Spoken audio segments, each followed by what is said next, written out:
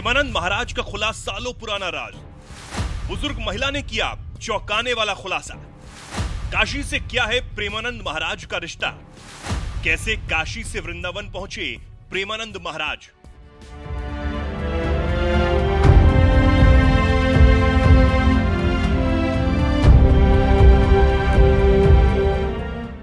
संत प्रेमानंद महाराज, इस नाम से भला कौन परिचित नहीं होगा।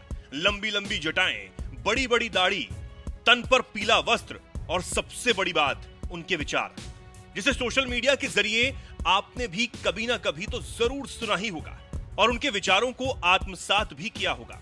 ऐसे महान संत अपने विचारों को लेकर तो चर्चाओं में बने ही रहते हैं, लेकिन इस बार एक बुजुर्ग महिला की वजह से प्रेमानंद महाराज चर्चाओं में बने हुए हैं, जिसके बारे में कहा जा रहा है कि उन्होंने प्रेमानंद महाराज के सालों पुराने राज तक खोल दिए।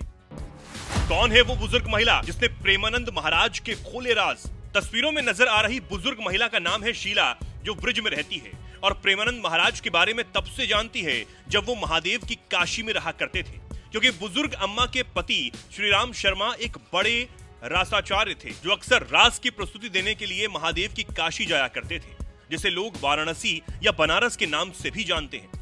इसी पुरातन शहर में जब ब्रिजवासी अम्मा के पति रास की प्रस्तुति देने के लिए जाते थे तो उनके साथ वो भी जाया करती थी, जिन्हें सुनने के लिए प्रेमानंद महाराज भी आया करते थे, जो उस वक्त इतना मशहूर नहीं थे जितने आज हैं।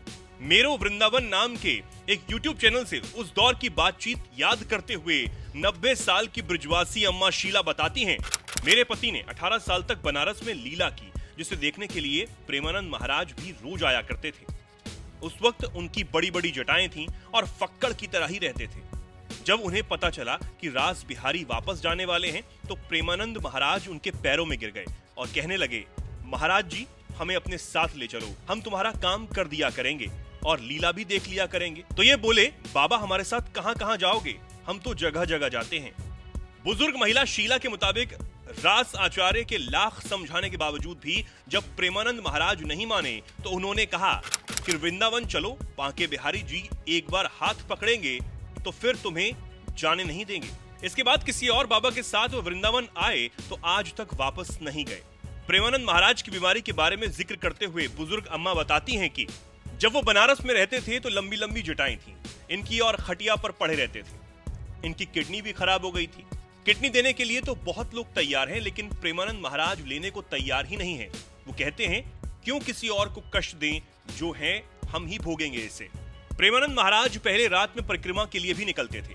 इस दौरान लोगों को उनके दर्शन भी हो जाया करते थे, लेकिन NRI ग्रीन कॉलोनी की महिलाओं के विरोध के बाद उन्होंने परिक्रमा पर जाना बंद कर दिया था, जिसके बारे में बुजुर्ग अम्मा बताती हैं, बाबा कभी किसी से नहीं कहते थे बैंड बाजा लाने के लिए, लोग खुद ही लेकर आते हैं, वो तो अपनी खुशी से लोग लाते हैं और बजाते हैं।